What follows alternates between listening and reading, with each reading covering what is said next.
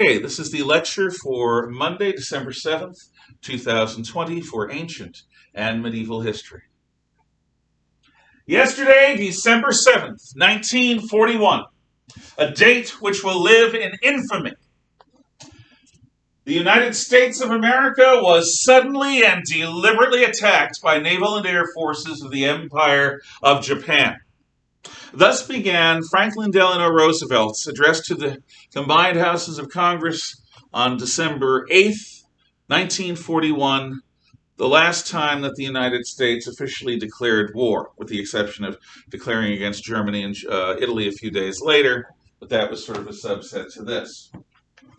What led to what happened? What happened and why does it matter to us? Well, as part of the Axis alliance, Japan craved French Indochina, what's now the countries of Cambodia, Vietnam, and Laos.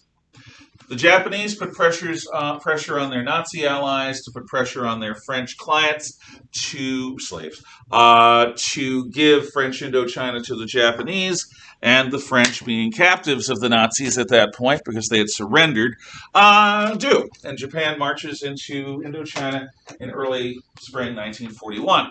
The United States is not like this, and we, who are the major exporter of oil to the Japanese, cut off their oil in an embargo. We tell them that we won't sell them oil until they leave Indochina. The Japanese government is left with two choices. One, maintain the peace but lose some face and withdraw under American pressure, or two, risk war but maintain their face, maintain their reputation. The General of Prime Minister, General Hideki Tojo, chooses war. He orders, with the Emperor's approval, the commander of the combined fleet of Japan, Admiral Isoroku Yamamoto, to come up with a war plan. Yamamoto does not want war with the United States. He's spent time there as a young officer, was the naval liaison for Japan in Washington, D.C., was known as a good poker player, and had traveled widely in America. At that time, the United States was the great industrial center of the world. And he said, well, if we go to war with the Americans, we'll be able to run the table for 6 months. But after that, they'll have us, because their industrial might will kick in. But being a good Japanese officer, he obeys, and he and his staff come up with the plan. The Japanese carrier force, the most powerful naval force in the world at that time, secretly moves north of Oahu, Hawaii, where Pearl Harbor is. That's where our Pacific Fleet battle force is, composed of several powerful battleships. Just after dawn, around 7 a.m., December 7th, 1941, hundreds of Japanese fighters, dive bombers, and torpedo planes fly from the north into the Pearl Harbor airspace, and within a couple of hours, the entire American Pacific Fleet battle force is sunk. It is an unqualified success. The second wave puts paid to any attempt to put what ships are on the margins to sea.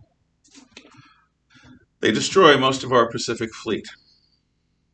After the attack, Yamamoto famously says, "I fear all we have done is awakened a sleeping giant and filled it with a terrible wrath." Well, that wrath was experienced that evening when Admiral William Halsey arrived in the USS Enterprise, the aircraft carrier, and seeing the fleet as he refuels his ships, says, "When I'm done with them, the only place the Japanese language will be spoken will be in hell."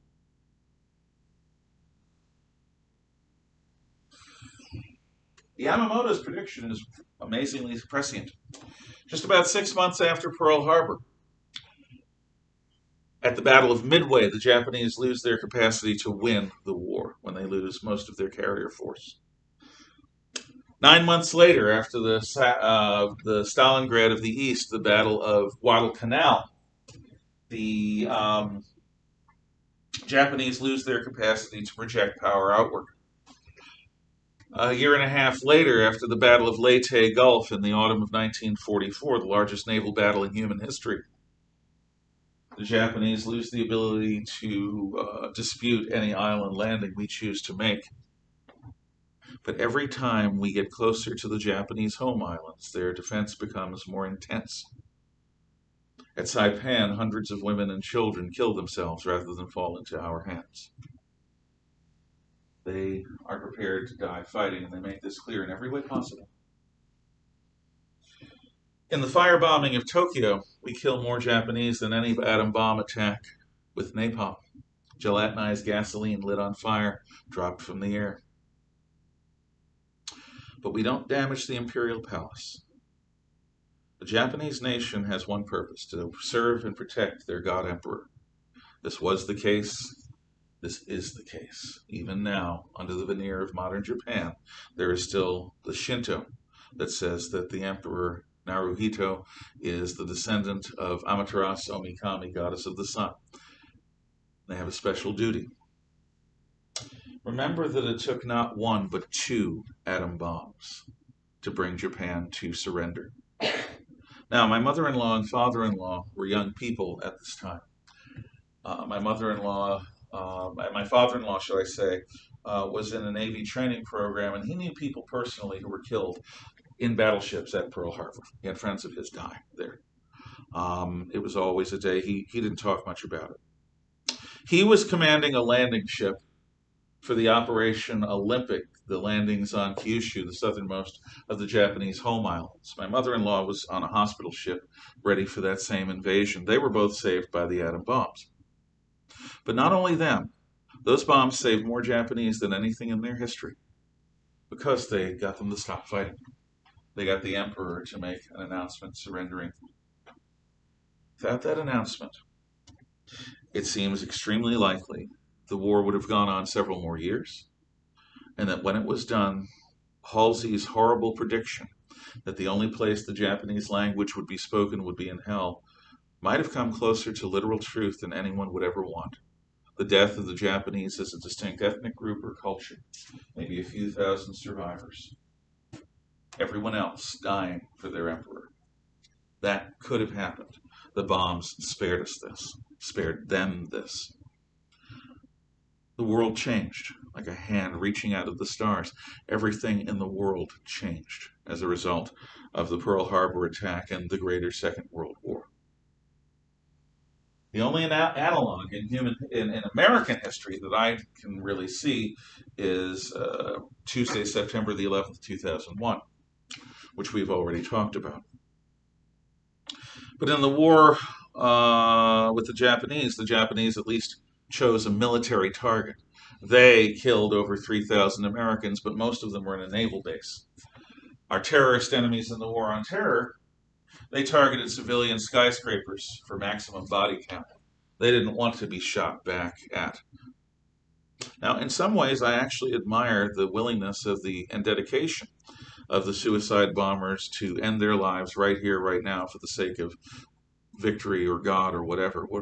Who I think we should spend more time thinking about are the middle-aged people who send those young folk out. People your age and a little older to die right now for God by blowing yourself up. Those middle-aged people that send out the young to die in suicide attacks while living in luxury like Osama bin Laden did until his last days are some of the most evil people on the planet. And we're still fighting them. In World War II, we dedicated ourselves to victory. And we fought hard for about 4.5 years. We've been fighting for 20 years with one hand tied behind our back in the war on terror. And at the beginning of the year, you saw where it came from and how deep it was and where it's gone. Why should you remember December 7th, 41 or September 11th, 2001? Because through no fault of your own, you're in a world with a very long history. And there are people, rightly or wrongly, in this world who would love to see America or the West fall. And some of them are willing to use violence to do it, and some of them are willing to use terror to do it. And again, like a hand reaching out of the stars to kick over our anthill, it's something you need to be aware is part of life. You can learn to live without fear while being prudent and being aware of it. In any event, I also think it should be remembered for its own sake. Any thoughts or questions before we go into today's lesson? It is Pearl Harbor Day, and it is something that I feel the need to talk about on Pearl Harbor Day. So any thoughts or questions? Yes? I was kind of thinking, like, when you said, like, how they dropped, like, everything on a single base. I was kind of like, I felt bad for all the families that they lost their loved ones that day, and then suddenly they were going to go to war and lose even more souls who are willing to fight for their country to make sure it's still alive to this day. Indeed. One of the horror shows of war is that most people would never want to go to war. War is where you get rewarded for killing your fellow human being and destroying their world. Most Americans are peace-loving. However, when faced with tyranny or conquest, I think war may be better than surrender, as terrifying as it is. That's the horror that my in-laws experienced when they were in their 20s, teens. That is something I hope you don't have to experience, but you never know. The world is a dangerous place, but when you have to mourn the losses and then strap on a uniform and go fight, yeah, your world is forever changed, and it is worth feeling grief over. The grief of the death of the peace that you once had. Does that make sense? Yes. Trying to do honor to what you said. I hope I didn't. Okay. Any other thoughts? Yes. Well, so when I was living in Korea, my dad was working with the South Koreans to help prevent like the opening of the Korean War. Yeah. And so like it was dangerous, of course, to be in near North Korea at all. But the chance of losing your lives and like the lives of all your coworkers and the families that are coming with you to Korea is worth it to prevent all the deaths of other people. So like it's risks. It's a risk situation, but some risks are better than others. Yeah. What that is about is called deterrence. Deterrence is deterring aggression. What invited the First Korean War in 1950 was the thought the communists didn't think that we would fight for Korea. Or if they didn't think we'd fight at all. They thought we were soft and weak. And a lot of people think that over the years. Usually we prove ourselves not. But we don't have a peace treaty with the North Koreans. We're still officially at war with them, which is something most Americans don't know. And every so often they'll sink a warship or shell an island. I mean, they're dangerous. In the 1970s, American patrols in the DMZ between North and South Korea were attacked by hatchet-wielding and what do you call those things? Machete-wielding North Korean soldiers. And they were just sliced on. I mean, it was horrible. They would occasionally dig tunnels under our fortifications to try to sneak people in or out, or just blow them up. Right now, there are over 50,000 artillery pieces facing the city of Seoul, South Korea, a city of, I think, about 10 or 15 million. Yeah, there are a lot of people there. Yeah, it's crowded. And so they have air raid drills. There were drills that are really serious where everyone goes underground. Did you have a special place where you did that? I don't remember. I remember we had some gas masks that we were taught how to use. I remember like every now and then, maybe every year or so, they have like a drill kind of thing where they showed you how to put on your gear and how to fight stuff like that. Well, I'm glad your father and your family and you were willing to endure that risk. Yep. The reason is this: if a bully who has an army at his disposal, and the North Koreans are bullies with armies at their disposal, think that they can get away with violence, they'll do violence. But if they think somebody's going to fight them back hard, they might not. And that's the gamble we make. That's the gamble we've made with the Russians, with the Koreans, with the Chinese. We have to demonstrate our willingness to fight so that hopefully they won't make us fight. But it's a gamble, like everything else in life. Thank you. Yes. So I remember last year, I finally remember the name of the book. We read the book that was called Hiroshima. Yeah. That was like going over like some of the lives of like people who actually got affected by the bomb. Mm-hmm. And honestly, it's hard to like know that like that much suffering happened to these people. But it also made me think that that it was this extra suffering for people for a greater good that could be done later on down the line. Often the innocents are sacrificed. I'm not saying the people of Hiroshima were innocent. Hiroshima is their Navy Academy town. It's like our Annapolis. But they were basically in a war that they didn't choose. Their government was not democratic, even though it had the forms of one. It was an authoritarian police state. The Japanese people were led into war by their leaders, and they didn't have much choice about it. And they're the ones who died in massive numbers. But Hiroshima and Nagasaki were shocks enough to make the emperor stop fighting. And that made it all worthwhile. Had he not chosen to do that, my in-laws, first of all, didn't think they'd make it. They thought they'd both die. They also thought the war would last at least another 4 or 5 years, with millions of casualties on our side and tens of millions on theirs. Apocalypse stuff. And if the suffering at Hiroshima, as bad as it was, prevented that, good. I say good. I mean, it's a horror show, but good. Last I was going to say that war kind of sounds like a gamble.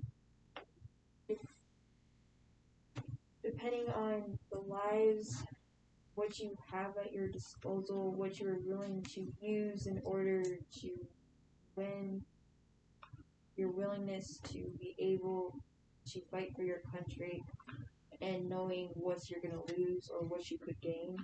Yeah. And you never know how that gamble's going to turn out. We can predict a lot of things in life. We can model and guesstimate how things are going to happen, like elections or whatever. But in war, you're up against the most dangerous creature we know of in the universe, other people. And the people running their operations are not going to be the dumb ones. They're going to be the brilliant ones. And their job is to destroy us in any way they can. You know, in a gamble like that, there are always surprises, always unpredictabilities. There are always things that come out, and you never know how it's going to turn out. Sometimes the opposite of war isn't peace, though, it's surrender. And given that choice, many people would choose to fight, but it is always a gamble. The key is to make a potential aggressor appreciate their gambling too. And with the Russians, we had an advantage. The Russians had been through a horrible war where they'd lost 30 million Russians to the Germans. So they didn't want to really fight a war with us. They were willing to go up and push us as far as they could, just short of war. But we knew they didn't really want a war any more than we wanted one. And they knew that too, and that kept the peace. Hopefully that calculus will continue. Thank you for your comments. I've got to move into today's lesson. I do appreciate them though, really. And if you are at home, you can send in comments by email or at the very beginning of class tomorrow. Raise a point. Okay. Victory. Athens and Sparta have led Greece to victory. And we are ready for the Golden Age, a time of unprecedented peace, prosperity, and cultural achievement. That's a golden age, an unprecedented time, or a time of unprecedented peace, prosperity, and cultural achievement. A time of unprecedented peace, prosperity, and cultural achievement. That is a golden age, and Athens has one after the victory over the Persians. Now, with this victory, and by the way, you and back, both of you, you especially, you may not be able to see the board. So if you want, you could move either there so that you have a better angle at it, or you could move over here so you're closer to it. Whatever works for you. I don't want you to be without the ability to see the notes up here. And unfortunately, my computer projector is right in the way. Okay. Athens is supreme at sea. Sparta is supreme on land. On Friday, during the lesson, I told you about the reward Themistocles got for winning the Battle of Salamis. He was ostracized as if he were a Persian traitor, and he ended up working for the Persians after all, because they were the ones who'd hired him. I mean, talk about no good deed goes unpunished. Themistocles lived that. Now, Athens is mercantile, which means it's oriented towards trade. It's democratic, which means the people directly participate in government. We're going to talk about that today. It's got a strong navy, and it's philosophically inclined. So that's Athens. Sparta, on the other hand, is what it has always been, a society where ridiculous numbers of slaves are ruled over by small numbers of Spartans. So the dedication of Sparta is, was, and shall be until the end of their distinct ancient period, war, war, and more war. Every Spartan is a soldier, man or woman or child. The entire nation is a nation at arms. There is no privacy. There is no family home. Everyone lives as if they're in a barracks, because if the slaves ever get out, they'll kill the Spartans, all of them. So every Spartan and every Spartan custom is dedicated towards making themselves so strong that they can keep 7 to 20 times as many people under their rule as they have. For every Spartan, man, woman, and child, there are between 7 and 20 slaves. That requires their undivided attention. Because of this, Sparta's army is supreme on land. No one in Greece at this time can come close to them. But Sparta is inward-looking, agrarian, farm-oriented, and focused on its slaves and on the area right around Sparta. Athens, different. So again, these countries have as much in common as a lion, that's Sparta, and a tiger shark, that's Athens. Yet throughout the Golden Age period, there's going to be tensions between these two very dissimilar poli. And we've talked already about why. That was on Friday. Let's look more closely at Athens, at the Athenian Constitution, what Cleisthenes ultimately produces. It is direct democracy. Direct democracy means that every Athenian citizen takes part in government. They take part in law. They take part in everything. Direct democracy involves the participation of every citizen. Now, what this means is that an Athenian citizen had to divide his time. We'll start with this. Who are the Athenian citizens? I talked a little about this before, but I'm going to do it again. Every freeborn man of Athens. So, are the women citizens? Of course not. Nobody makes women citizens in those days on a large scale. Spartan women were able to run the household, learn to fight, handle money, even take some public roles, because the men are always in the army, and you need women to run things while the men are away, and also because Spartan women are trained in battle to some extent. Athenian women are not seen. They are cloistered away like people in the modern Islamic traditional societies, where women wear veils and live basically separate lives from the men.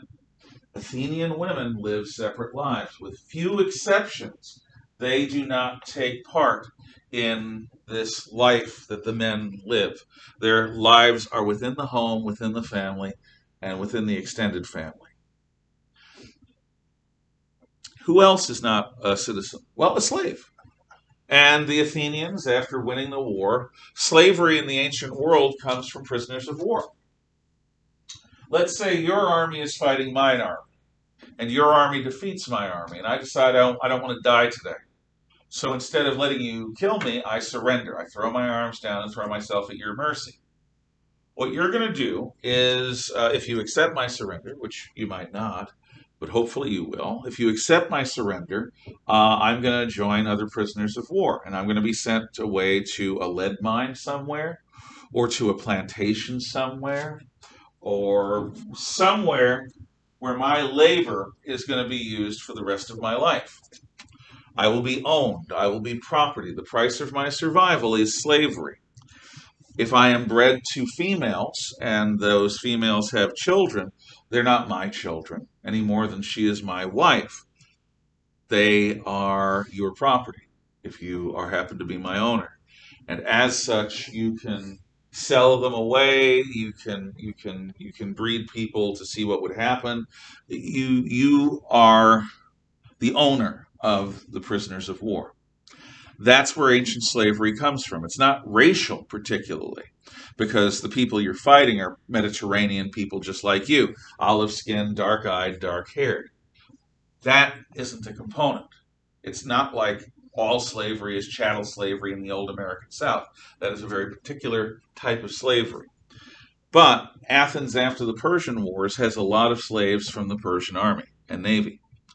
So you've got a lot of people in Athens who are property. They're certainly not going to vote. You've got half the population, or just over half the population, which are female, who are also not going to vote. But freeborn men of Athens, poor and rich alike, all vote. They can all participate in government. They can all debate. They can all take leadership roles. So there are people who argue that Athenian democracy is a sham because the women's aren't involved and the slaves aren't involved. Oh, and who else? Because I've talked about this. Does anyone remember the third group in Athens besides women and slaves who couldn't participate? Okay. Yes. I think it's the free people, not necessarily the wealthy, and I'm not sure. I think that's it. But There's definitely an F word in there that you have. Thank you for trying. Thank you. Does anyone? Yes, Julia? Yeah, foreigners. Foreigners. People from other countries who are living in Athens and doing business there or whatever. An Athenian is not going to give a Corinthian or a Spartan or a Megarian or a Theban or any other kind of Greek citizenship rights unless they earn them, like through military service or something. If you're an Athenian freeborn man, you get to participate. If you are not, you get to not participate. Now, by modern standards of the franchise, in other words, of who gets to vote, yeah, this is really restrictive. But we didn't let women vote until 1919. That's 101 years ago. So don't get all sanctimonious about women, because let's see, 1788, when Washington's first term begins, through 1919, 1888. Yeah, it's the majority of our time as a republic. We didn't let women vote. Do you think they let slaves vote when we had slaves in the American South? No, of course not. As to foreigners voting, we were in an interesting situation. We wanted Native Americans to vote, and by that I mean European Native Americans. Were Indians allowed to vote? It depends on the treaty between the Indian nation and the United States government and the time. Sometimes the American Indians were allowed to vote, other times they were not. Usually not early on, and then as time changed, that changed. After we fight the Civil War, slaves are granted the right to vote. It's a constitutional amendment. And they hold that right for about 5 or 10 years until Jim Crow is established, at which point most blacks in the South do not vote because of the Klan or because of other regulations that stand in their way. They may let a small number vote just for appearance's sake, but most of the black people in the South after slavery from the 1870s until the early 1960s didn't use, because they were blocked from using their right to franchise. So slaves don't get the right to vote. And foreigners? Only a nation interested in suicide would let foreigners vote in their elections. You want people who've made a commitment to your country. If they've made a commitment to your country, then they're going to try to be wise as wise can be about how they vote. If, on the other hand, if the fan bothers you, feel free to move. If, on the other hand, they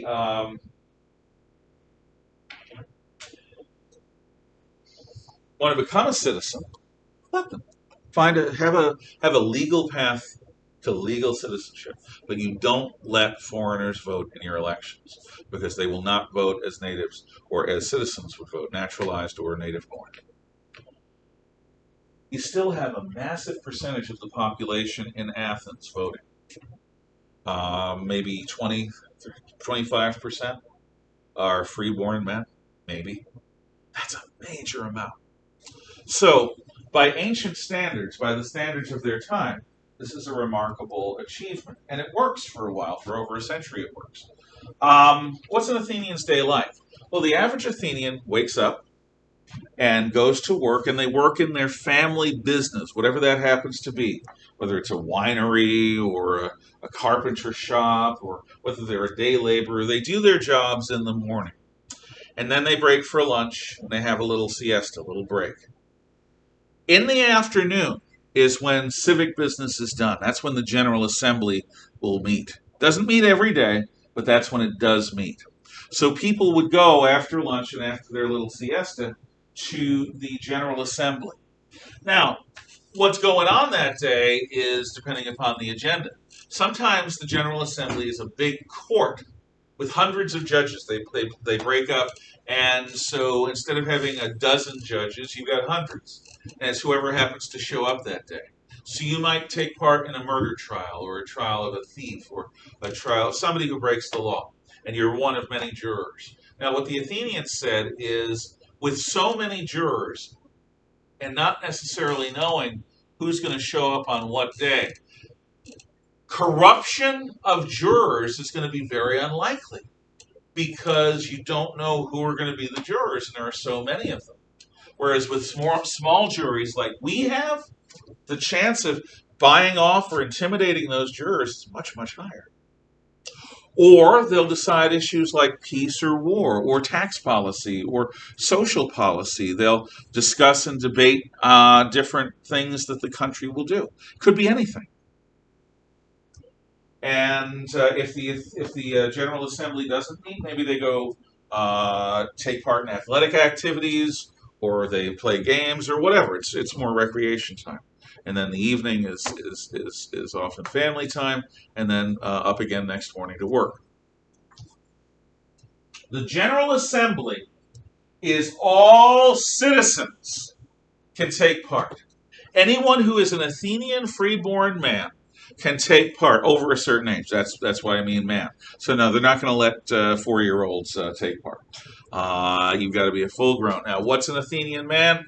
Usually manhood is somewhere determined between ages 12 and 15. So most or all of you would be adults by their standards. And you'd have all the freedoms and all the responsibilities of adulthood. None of this wacky teenager stuff. You're a child, then you're an adult. That's it. So, all citizens at the General Assembly have the legal right to speak if they want to. There's a staff. If they have the staff, they can speak. They shouldn't be long-winded. Unless they're one of the leaders, they shouldn't be long-winded, but they all are allowed to speak once, and only once. So if you're going to say something, you'd better be careful about what it is you're going to say, because you're not going to get to go back and say something else. Everyone can speak once.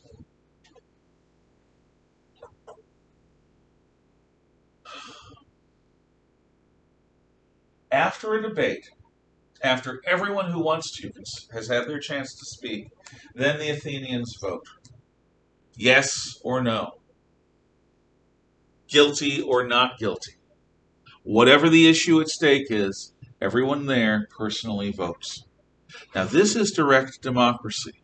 And there are many people who think that with modern technology, we could get rid of our representative form of government and go to some form of direct techno-democracy, where everyone with their cell phone has an opportunity to hear debates and then to vote. And you wouldn't have representatives, the people would vote. I don't know what you think of that. I will tell you that there are reasons why our founding fathers made us a republic and not a democracy, why they had us imitate Rome rather than Greece. And it has to do with the fickle nature of everyday people. I think the world of everyday people. I think that one of the lessons of the Bible and of the Lord of the Rings is that everyday people have remarkable qualities in them. Jesus was a nobody carpenter from a backwater province, and whether or not he was the Son of God, look at how he changed the world. Bilbo and Frodo Baggins were little men from a little shire. Look how they changed their world. Who are you and I? You know, we're everyday people in a very, very big, complex world. But I know that there are amazing qualities in each of you that could come out given the right circumstances, or the wrong ones. My mother wanted more than anything else to be a wife and a mother. And when she met my father, they had me right after they got married, about 9 months. So they got married, they had me. Here she was, a wife and mother. But their marriage didn't work out. 3 years later, she had twins, my sisters. And then they divorced. So my mom has 3 kids, and she's divorced at a time before divorce was common, at a time when divorce was still shameful. She did clerical work, substitute teaching. Luckily, she got us out of the Bronx into a nicer area in industrial Connecticut. And then in 1975-76, she became a detective in the Wallingford, Connecticut Police Department. As a detective in the Wallingford Police Department, she worked with veterans of the Second World War, very old, Korean War, and Vietnam War. And she ended up having the highest conviction rate on her police force. She had at least 2 of her cases argued before the United States Supreme Court, and they both went in her favor. And the kinds of cases that she was given were the kind of cases that would make combat veterans lose their lunch. Family crimes, incest, rape, child molestation. Horrible, horrible things. Because she was the only female detective, those are the kinds of jobs she focused on. And she did that for 20 years. And in those 20 years, she saved a lot of lives. She retired the first day she possibly could. She received a lesser pension for it, but she could not do the job one more day. Can you imagine how horrible it would be every day to go to work for 20 years, having to deal with those sorts of crimes, having to try to solve them, to bring the guilty to justice? It burned her out. It ate her up. But she saved lives. It's trite to say that I admire my mom, but I do. Not just because she was my mom, but because of what came out of her. And had she had a happy marriage with my dad, and had she been a housewife and a mother, she also thought about being a nun before she met my dad. Had she been either of those things, she never would have done the work she did on behalf of families who needed someone like her. She never would have saved those lives. You never know what life's going to throw at you. And you may be surprised at what you're capable of in extreme circumstances. But with all of that, the founders doubted that people would be good citizens day in and day out. And they have a point. Alexander Tyler was a professor around the time just before and during the American Revolution. I may have told you this. I don't know. I know Zoe, I told your guys last year. And he wrote on the question of democracy and whether it can work. And this is what he said. A democracy cannot exist as a permanent form of government. It can only exist until the voters discover that they can vote themselves money from the public treasury. From that moment on, the majority always votes for the candidates that promise them the most money from the public treasury, with the result that a democracy always collapses over loose fiscal policy, followed by a dictatorship. The average age of the world's great civilizations has been 200 years. I'm speaking democratic here. These nations have progressed through the following sequence. From bondage, that's slavery, to spiritual faith, because when you're a slave, God is about the only thing you can have. From spiritual faith to great courage. If you believe in God and you believe that you are righteous, you're willing to risk and give up your life in order to achieve something worthwhile. From great courage to liberty, you win your freedom with bravery. From liberty to abundance, free people are always more productive than slaves. But now it begins to turn. From abundance to selfishness, you get used to having a good, cushy life. Maybe you're brought up the generation after the abundance is earned, and all you think of is that you're owed a living, you're owed a beautiful lifestyle, that it's owed to you. From selfishness to complacency, and if it's owed to me, I'll just wait for it to happen. I won't go out and achieve it. I'll just let it happen. Let it flow. From complacency to apathy. Maybe I don't even have to think about trying. Maybe the world is just unfair. Maybe it's, who cares? That's apathy. From apathy to dependency. If you can't take care of yourself, others will take care of you, maybe. But those others may be called your servants, but they are your masters. Because if you depend upon them to live, they own you. From dependency back into bondage. Democracy has problems. But the Athenians were very, very, very big on democracy. Now, the General Assembly had an agenda. And that agenda was set by the Council of 500. Every 6 months, the people of the General Assembly would be, their names would be written on little shards of pottery. And they'd be put into a bin and shaken up. And then the first 600 names are drawn from the bin. And that random lottery is what chooses the Council of 600. How would we choose it in America? Well, we'd vote. Yeah, we'd vote. Oh, isn't it 500? Council of 500, yes. Okay. Yeah. You said 600. I don't know why I said 600. I guess I just wanted more. 500. 5, not 6. 500. The Council of 500. Anyway, we would vote. But the Council of 500 was chosen randomly by lottery. Now, you might say, wait a second. Everybody has a Crazy Joe McCluskey in their society somewhere. And they don't call him Crazy Joe for nothing. They call him Crazy Joe McCluskey because he's bleeping nuts. What if Crazy Joe McCluskey gets chosen for the Council of 500? There'll be at least a few Crazy Joe McCluskeys. You got your nut jobs. You got your evildoers, your wicked people. You're going to get a few of them chosen randomly. And you're going to have your idiots. People who are morons, people who are not smart, who are not with it, who are easily led. Misa Cha-Cha Binks, Misa in Congress. You can end up with that. But what the Athenians would say is, sure, you're going to get your share of whack jobs and fools and evildoers. But you're also in a council of 500 people. Chances are they're not going to be able to do much damage. And they're only in office for 6 months. And at the end of that term, a new council of 500 gets chosen randomly by lottery.